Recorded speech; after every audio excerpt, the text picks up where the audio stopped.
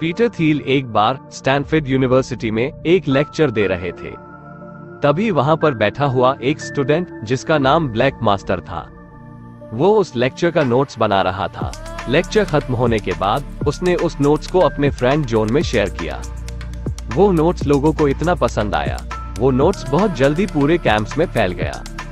इसके बाद पीटर थियल ने ब्लैक मास्टर के साथ मिलकर एक बुक लिखी जिसका नाम 0 to 1 है। ये बुक बिजनेस के पॉइंट ऑफ व्यू से सबसे बेस्ट बुक में से एक है। ये बुक एक स्टेप बाय स्टेप गाइड है जो आपको बताएगी अगर आप एक स्टार्टअप करना चाहते हैं तो उसे कैसे शुरू करें। ये बुक आपको एकदम शुरुआती कदमों से लेकर आखिरी मंजिल तक पहुंचाने में आपकी हेल्प करेगी। पीटर थियल एक सक्सेसफुल एंटरप्रेन्योर है, ग्रेट बिजनेसमैन है, इसी के साथ एक ऑथर भी है। पीटर थियल ने इलॉन मस्क के साथ मिलकर पेपैल शुरू की थी, जो कि आज $100 मिलियन के वैल्यूएशन वाली कंपनी है। इसके बाद इन्होंने पलांटियर टेक्नोलॉजी नाम की कंपनी शुरू की, जो आज अपना IPO लॉन्च करने की स्टेज पर है। तो हम कह सकते हैं कि हम जिस व्यक्ति से गाइडेंस ले रहे हैं वो वाकई में हमें सही डायरेक्शन देने के लिए एक बहुत ही काबिल इंसान है। 0 से 1 का तक जाने का मतलब है कुछ न होने से कुछ होने तक पहुंचना। यह एक बहुत बड़ी जंप है, बल्कि यह 1 से 100 या 1 से 1000 तक पहुंचने से भी बड़ी जंप है। 0 से 1 तक जाने का ही मैजिक है जो आपको डार्कनेस खत्म करने में मदद करता है। इस बुक में पीटर ने टेक्नोलॉजी स्टार्टअप के लिए अपने अनुभव की बात की है। उन्होंने इस संबंध में आइडिया और सजेशंस भी दिए हैं। What is 0 to 1? ऑथर ने बताया है कि हम अपने बिजनेस को लेकर 2 डायरेक्शन में जा सकते हैं। पहला डायरेक्शन है 1 से n की तरफ और दूसरा डायरेक्शन है 0 से 1 की तरफ। 1 दिखाता है सब कुछ मौजूद होना, जबकि 0 दिखाता है कुछ भी मौजूद ना होना। मान लीजिए कि मार्केट में पहले से बहुत सी ऐसी कंपनियां हैं जो कोल्ड ड्रिंक्स बनाती है, तो यह 1 की स्थिति दर्शाता है। यहाँ सब कुछ पहले से मौजूद है, आपको इस मार्केट में सब कुछ पता है। बोतल कैसी होनी चाहिए, कोल्ड ड्रिंक का टेस्ट कैसा होना चाहिए, कहां पर यह ज्यादा बिकती है, इसका कितना बड़ा मार्केट है, फैक्ट्री लगाने के लिए क्या क्या चाहिए। ऐसी स्थिति में अगर आप कोल्ड ड्रिंक बनाने का बिजनेस स्टार्ट कर रहे हैं तो आप 1 से n की तरफ जा रहे हैं, मतलब कि जो चीज पहले से मार्केट में थी आप उसी चीज की एक और कॉपी बना रहे हैं। एक लाइन में अगर कहा जाए, आप कोई ऐसा काम कर रहे हैं जिसको कैसे करना है इसका पूरा नॉलेज आपके पास है, तो आप 1 से n की तरफ जा रहे हैं। इसके ऑपोजिट 0 से 1 की तरफ जाना क्या होगा? जब आप इनोवेट करके कोई ऐसी चीज बना रहे हैं जो पहले से मार्केट में नहीं थी, तब आप 0 से 1 की तरफ जा रहे हैं। ऐसी स्थिति में आपके सामने बहुत सी अनप्रेडिक्टेबल होंगी।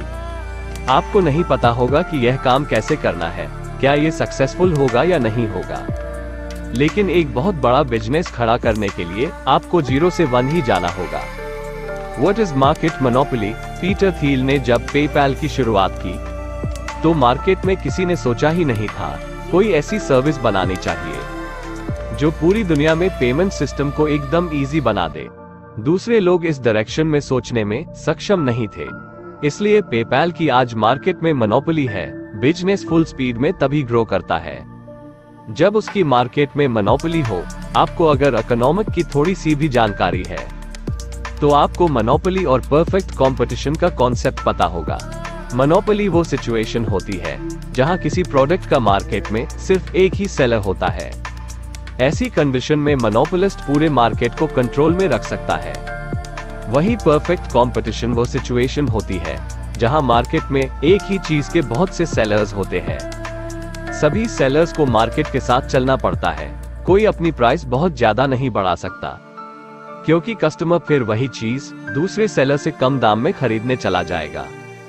हमें पढ़ाया जाता है मोनोपोली कस्टमर के लिए बहुत नुकसानदायक होती है, क्योंकि कस्टमर को मोनोपोलिस्ट की मुंह मांगी कीमत देनी पड़ती है। मोनोपोली के कारण दूसरे छोटे बिजनेस खत्म हो जाते हैं। वही परफेक्ट कंपटीशन में कीमतें भी कंट्रोल में होती है। मोनोपोली ऐसे ही नहीं बन जाती। जब कोई बिजनेस सुपीरियर क्वालिटी का सामान बेचता है तभी कस्टमर दूसरे सस्ते प्रोडक्ट्स की जगह उसके प्रोडक्ट्स के लिए ज्यादा कीमत देने को तैयार होते हैं। एप्पल इस बात का उदाहरण है। ऐसा नहीं है कि मोनोपोली को हटाया नहीं जा सकता।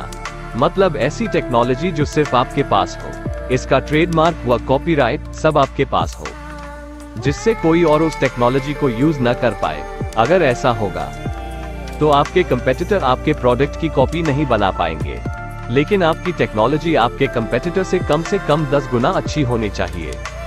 अगर आपकी टेक्नोलॉजी दूसरों से थोड़ी ही अच्छी होगी तो आपका प्रोडक्ट भी दूसरों के प्रोडक्ट से थोड़ा ही बेटर दिखेगा, फिर इसको बेचने में आपको दिक्कत ही होगी। एग्जाम्पल के लिए हम Amazon को देख सकते हैं। Amazon जब स्टार्ट हुई तब वो किसी भी बुक स्टोर से 10 तो क्या सैकड़ों गुना ज्यादा बुक ऑफर कर रही थी। Second characteristic for new business network effect वो फिनोमिना होता है, जिससे कि एक प्रोडक्ट के जितने ज्यादा यूजर्स बढ़ते जाते हैं उतनी ही ज्यादा उस प्रोडक्ट की वैल्यू भी बढ़ती जाती है। जैसे कि फेसबुक, जब सबसे पहले आपके किसी फ्रेंड ने फेसबुक पर ऐड बनाई होगी तब उसके लिए वहां ज्यादा कुछ नहीं होगा, इसलिए उसने अपने बाकी लोगों को भी फेसबुक चलाने का सजेशन दिया होगा। बाकी लोगों के जुड़ने के बाद उसका एक्सपीरियंस और भी बेटर होता गया। अब इस चीज का फायदा यह है, अगर अब कोई दूसरा सोशल नेटवर्क लॉन्च होता है तो वह इतना पॉपुलर नहीं हो पाएगा, क्योंकि हमारा सारा नेटवर्क तो फेसबुक पर है। सेम इसी कारण से आप व्हाट्सएप चलाना भी नहीं छोड़ सकते।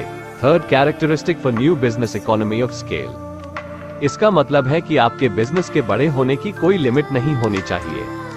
अगर आपका बिजनेस एक लिमिट के बाद बड़ा होना बंद हो जाएगा तो आपका प्रॉफिट भी लिमिटेड हो जाएगा। आपके बिजनेस में इकोनॉमी ऑफ स्केल ऐसी होनी चाहिए, उसकी फिक्स्ड कॉस्ट उतनी ही रहे लेकिन बिजनेस स्केल भी होता रहे।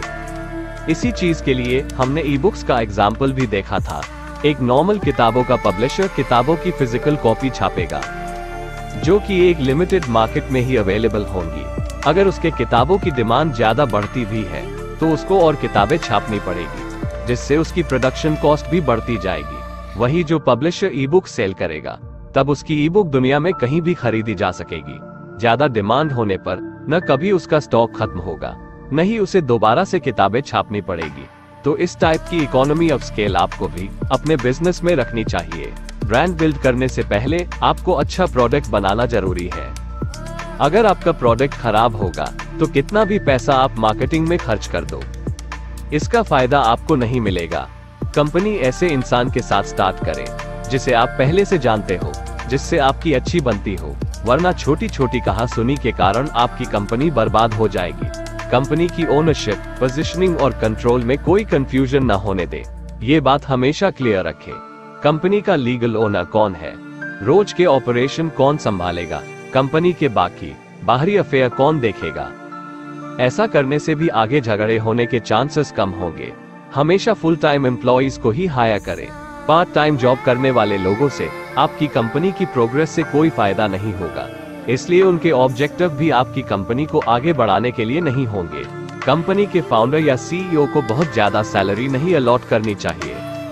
अगर सैलरी बहुत ज्यादा होगी तो कंपनी के इनिशियल टाइम में कंपनी का कैश सैलरी देने में ही चला जाएगा।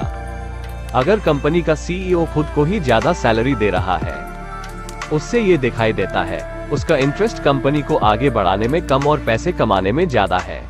किसको कितनी इक्विटी मिल रही है, ये बात हमेशा कॉन्फिडेंशियल होनी चाहिए।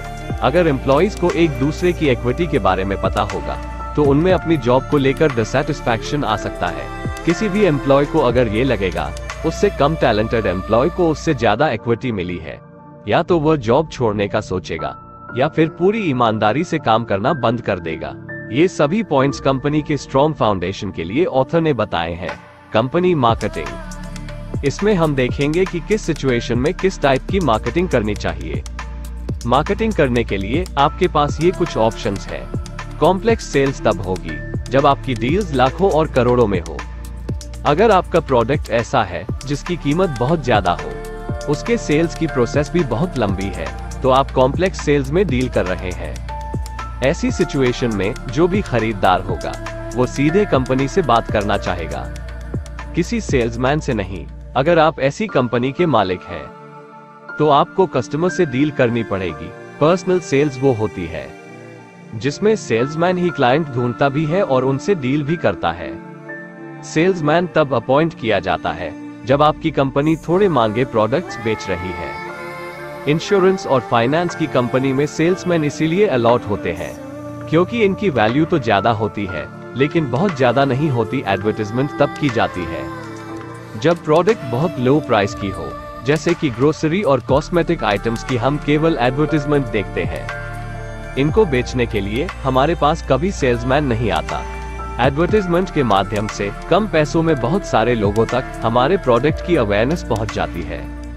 वायरल मार्केटिंग तब होती है जब प्रोडक्ट की को फंक्शनैलिटी उसके यूजर्स को अपने फ्रेंड्स और फैमिली मेंबर्स को इनवाइट करने के लिए एनकरेज करती है।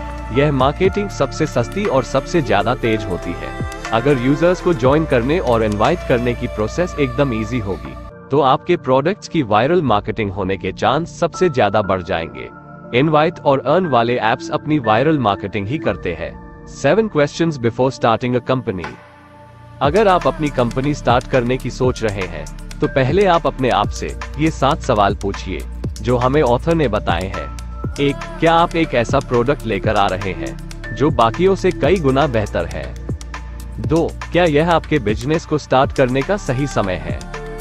कहीं आप समय से बहुत पीछे या आगे तो नहीं चल रहे हैं? 3. छोटे से मार्केट में ही सही, क्या आप मोनोपोली क्रिएट कर रहे हैं? 4. क्या आपके साथ जो टीम है उसमें सही लोग हैं? 5. क्या आपके पास प्रोडक्ट को मैन्युफैक्चर व डिस्ट्रीब्यूट करने का सही प्लान है? 6. क्या आपका बिजनेस आगे आने वाले 10 से 20 साल तक अपनी पोजीशन पर बना रहेगा? 7. क्या आपने ऐसा सीक्रेट ढूंढ लिया है जिस पर अभी तक किसी की नजर नहीं गई? ऐसे ही जीवन बदलने वाले बुक समरीज के लिए हमारे चैनल ऑडियो बुक्स शो को जरूर सब्सक्राइब करें।